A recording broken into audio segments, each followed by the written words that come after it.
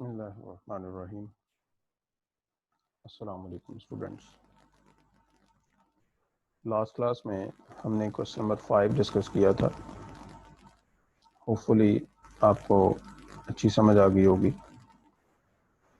So in this class we will discuss question number 4 from the worksheet. Question number 5 आपने करना है और अगर उसमें कोई भी प्रॉब्लम हो तो वो आपने ज़रूर पूछना है। क्वेश्चन नंबर 4 क्या है, इसको स्टार्ट करते हैं। Here is Sunshine Social Club runs a gift shop. Goods are only sold to members at a discount. ये लाइन बड़े ध्यान से पढ़ लें।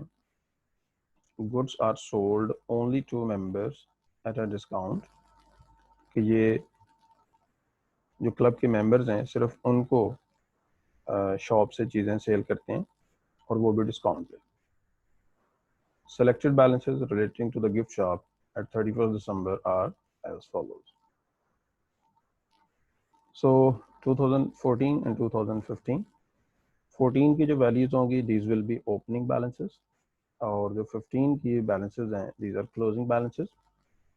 तो हमें इक्विपमेंट का ओपनिंग बैलेंस पता है लेकिन क्लोजिंग बैलेंस मिसिंग है। सो हम आगे चल के देखेंगे कि हमें डेप्रिसिएशन का रेट दे दिया जाएगा, तो वो हमने according to that rate depreciation लेनी है और क्लोजिंग डेट पे नेट बुक वैल्यू हम निकाल लेंगे। इसी तरह से शॉप की opening inventory, closing inventory, trade payables के opening balance, closing balance, insurance prepaid, it's an expense और प्रीपेड। तो हमें पता है कि क्लोजिंग डेट पे जो प्रीपेड एक्सपेंस होता है वो माइनस होता है, और अगर क्लोजिंग डेट का प्रीपेड एक्सपेंस माइनस होना है तो जो ओपनिंग डेट का होगा वो ऐड हो जाएगा। इसी तरह से शॉपकीपर की जो वेजेस हैं वो भी प्रीपेड हैं और ये क्लोजिंग डेट पे हैं, these are only at closing date. Then accrued expenses हैं, वाटर एंड इलेक्ट्रिसिटी, ये ओपनिंग डेट पे भी हैं और क्लोजिंग पे भी हैं। तो कोई भी जो एक्रूड एक्सपेंस है वो क्लोजिंग डेट का जो एक्रूड एक्सपेंस है उसने ऐड होना होता है, और अगर क्लोजिंग डेट के एक्रूड एक्सपेंस ने ऐड होना है तो ओपनिंग वाला लेस होगा।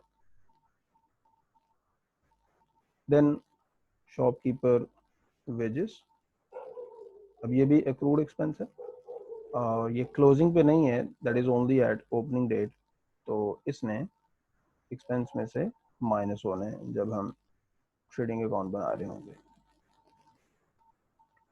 After that we have receipts and payments account, it's like bank account.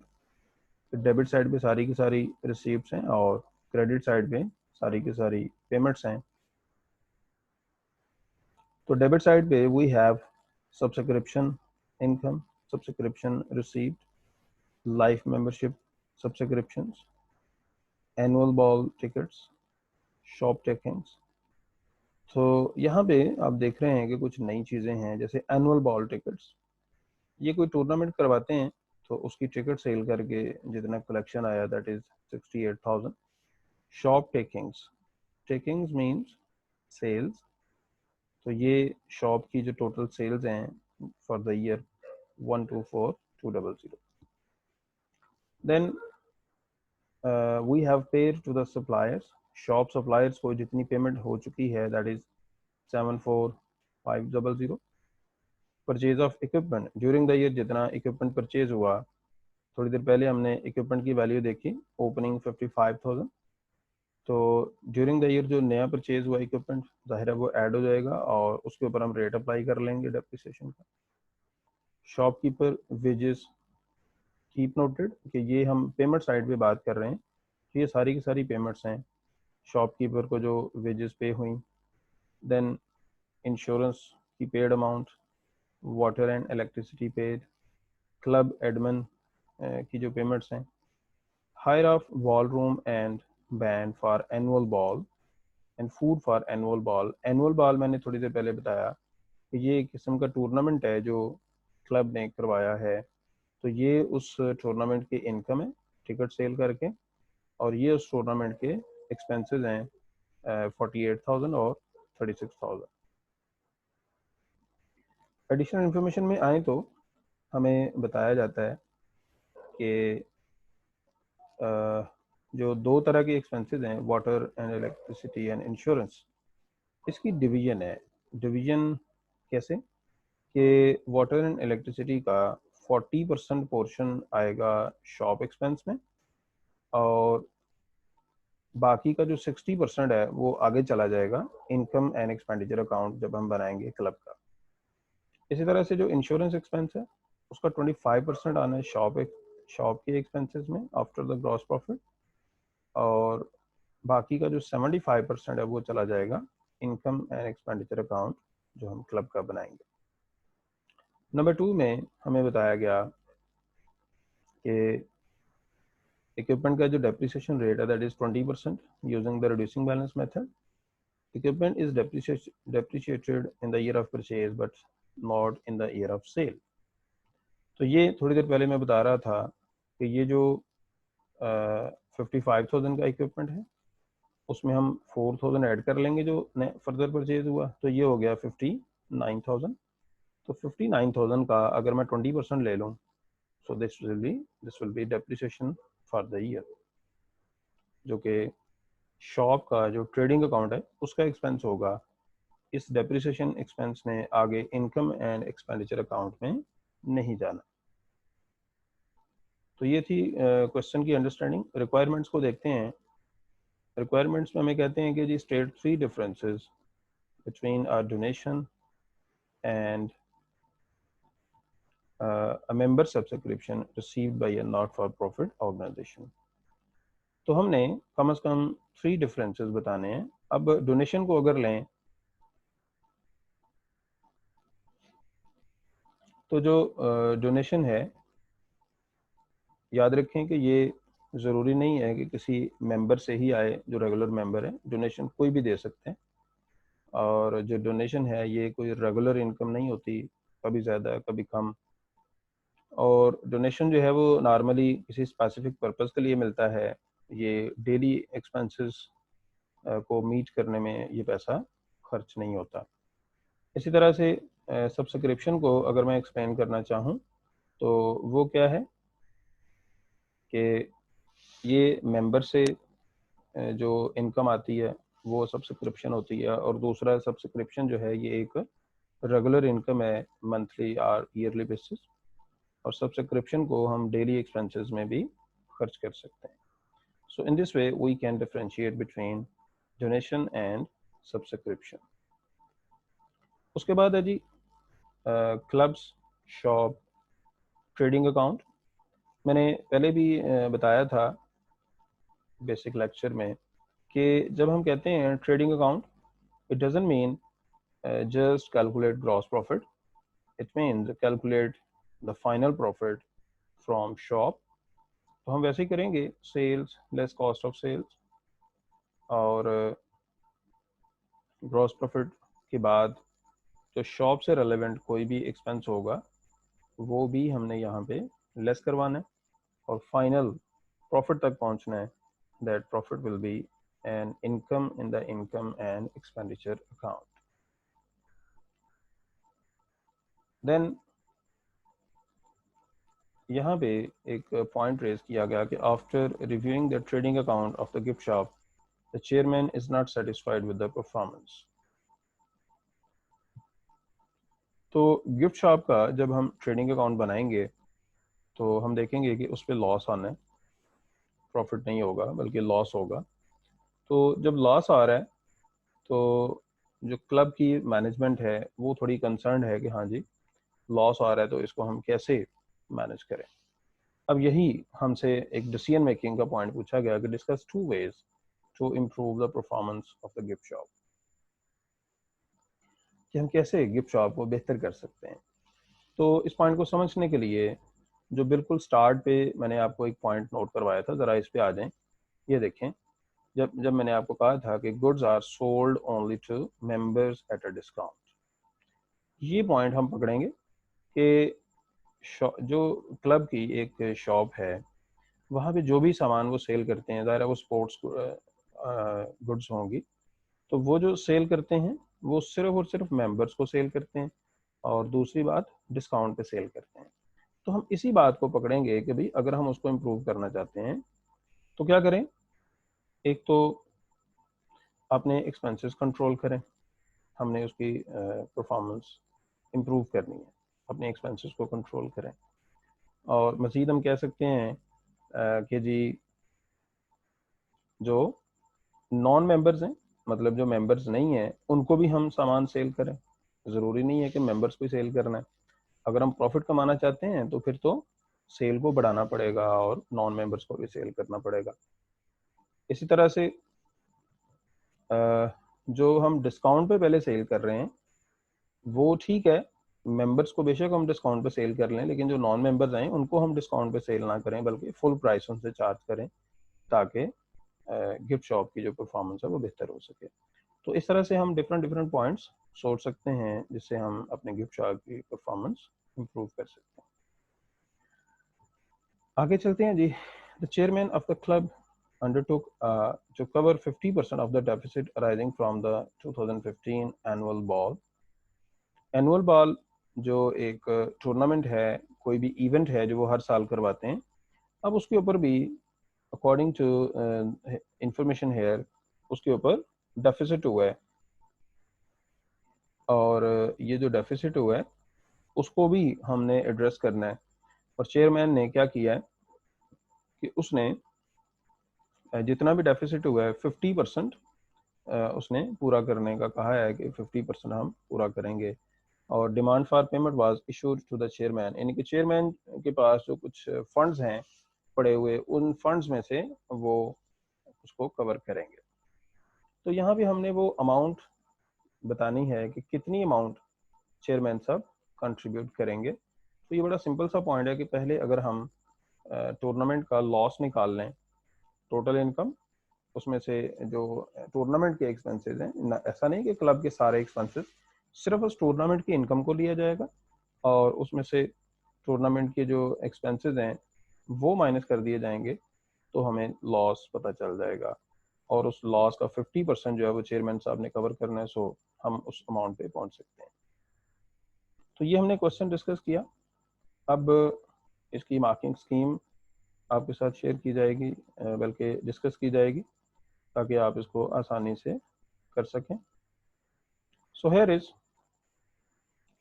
A part, जिसमें हमें पूछा गया था कि जी बताएं डोनेशन और सब्सक्रिप्शन में डिफरेंस।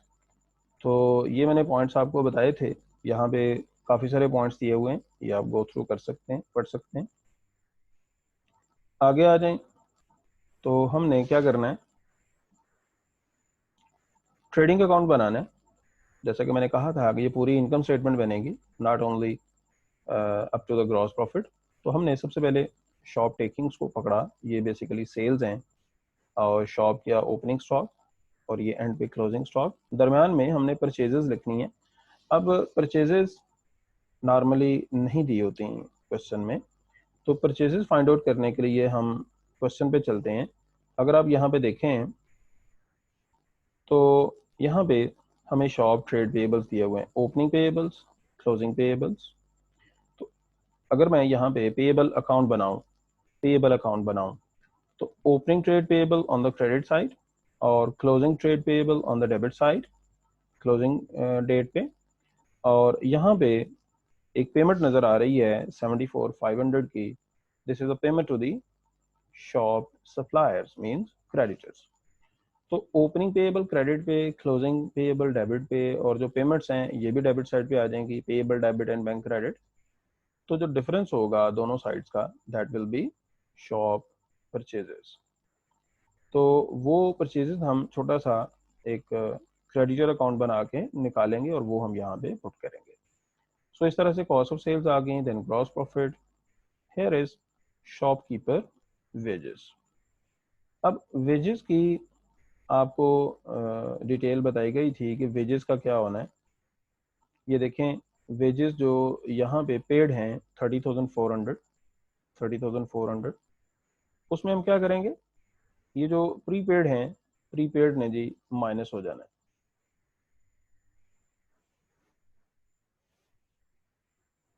जी बिल्कुल। तो वेजेस ये पेड अमाउंट 30,400 और जो प्री पेड अमाउंट है उसने लेस हो जाना है, तो हमें अमाउंट पता चल जाएगी to show in trading account. ये आप अगर देखें तो नीचे इन्होंने वर्किंग्स भी की हुई हैं, ठीक है, वर्किंग्स भी की हुई हैं कि किस वैल्यू ने प्लस होना है, किसने माइनस होना है, और वो वर्किंग यहाँ पे शो की हुई है।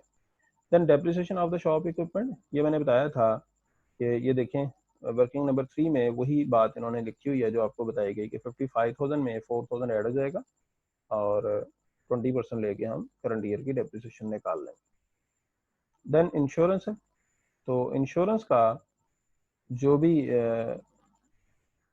एक्रूवल्स हैं उनको हम देख लेंगे, क्वेश्चन पे चलते हैं। तो ये देखें ज़रा, इंश्योरेंस की एक तो पेड अमाउंट नज़र आ रही है 9460 और यहाँ पे देखें तो इंश्योरेंस प्रीपेड है।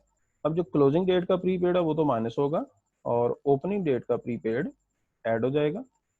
अब ये माइनस प्लस करने के बाद हम यहाँ पे आएंगे तो जो भी वैल्यू फाइनल आएगी उसका 25% लेके हमने शॉप एक्सपेंसेस में लिखना है और बाकी का 75% इनकम एंड एक्सपेंडिचर अकाउंट में जाएगा। तो वही काम अब देखते हैं कि वर्किंग नंबर 4 में किया हुआ है। इसी तरह से water and electricity, water and electricity के लिए भी एक दफ़ा ज़रा वर्किंग को देख लें कि यहाँ पे वाटर एंड इलेक्ट्रिसिटी की एक पेड अमाउंट नज़र आ रही है 14800 और ऊपर जाएं तो ये water and electricity accrued expense है। क्लोजिंग डेट का जो एक्रूड एक्सपेंस है वो ऐड हो जाएगा और ओपनिंग डेट का एक्रूड फिर लेस हो जाएगा। तो ये ओपनिंग बैलेंसेस क्लोजिंग बैलेंसेस का जो एक्रूवल है इसको आपने बड़े ध्यान से मैनेज करना है। थोड़ा सा आप फोकस करेंगे तो ये चीज़ इतनी मुश्किल नहीं है, लेकिन अक्सर हम यहाँ पे मिस्टेक कर देते हैं, तो प्लीज़ इस पर आपने ज़रा ध्यान रखना। इन दिस वे हम देखते हैं कि एक्सपेंसेस पूरे हो गए और ग्रॉस प्रॉफिट में से हम ये सारे एक्सपेंसेस लेस करें तो यहाँ पे लॉस आ जाता है। तो लॉस मीन्स डेफिसिट। तो जो शॉप है जाहिर है क्योंकि तो ये तो है ही प्रॉफिट कमाने के लिए, तो यहाँ का जो प्रॉफिट या लॉस है उसको हम प्रॉफिट लॉस ही कहेंगे। यहाँ पे डेफिसिट या सरप्लस कहने की ज़रूरत नहीं है, तो ये लॉस हो गया। तो सी पार्ट में अगर आपको क्वेश्चन की रिक्वायरमेंट याद हो तो यही था कि जी जो शॉप है उसकी परफॉर्मेंस ठीक नहीं है, शॉप पे लॉस हो रहा है, तो उसको मैंने कैसे इम्प्रूव करना है। तो मैंने तब भी आपको पॉइंट्स दिए थे कि जी हम नॉन मेंबर्स को भी सेल करें और फुल प्राइस पे सेल करें, अपने एक्सपेंसेस को कंट्रोल करें, सप्लायर से सस्ता माल लेने की कोशिश करें, एट्सेट्रा। डी पार्ट अगर आपको याद हो तो हमसे पूछा गया था कि भाई एनुअल बॉल जो कि टूर्नामेंट हुआ था उस पर लॉस कितना हुआ है, और 50% का जो लॉस है वो चेयरमैन साहब ने पूरा करने का प्रॉमिस किया। तो वो चेयरमैन साहब कितनी अमाउंट देंगे क्लब को, मीन्स के कितनी अमाउंट है जो उन्होंने कवर करनी है। तो ये देखें ये टोटल एक्सपेंसेस हैं, ये टोटल इनकम है फ्रॉम द एनुअल बॉल। तो यहाँ पे 16,000 का लॉस हो गया, 16,000 का लॉस हो गया, उसका 50% है जी 8,000। इट मीन्स के 8,000 की अमाउंट है जो कि चेयरमैन साहब ने कवर करनी है। तो स्टूडेंट्स आपने देखा कि अभी तक हमने क्वेश्चन नंबर 4 एंड 5 डिस्कस किया है। तो मज़ीद वर्कशीट में फर्स्ट 3 क्वेश्चन हैं, क्वेश्चन नंबर 1, 2 एंड 3, आपने उनको भी करना है और जो जो प्रॉब्लम्स आएंगी वो हम इंशाल्लाह डिस्कस करेंगे। तो नेक्स्ट जो है वो टॉपिक अब हमने शुरू कर देना है और नेक्स्ट क्लास तक इंशाल्लाह आपको एक अदद असाइनमेंट भी शेयर कर दी जाएगी, वो आपने सॉल्व करके मुझे सबमिट करनी है। सो गुड लक, अपना बहुत सारा ख्याल रखिएगा। अल्लाह हाफिज़, अस्सलाम वालेकुम।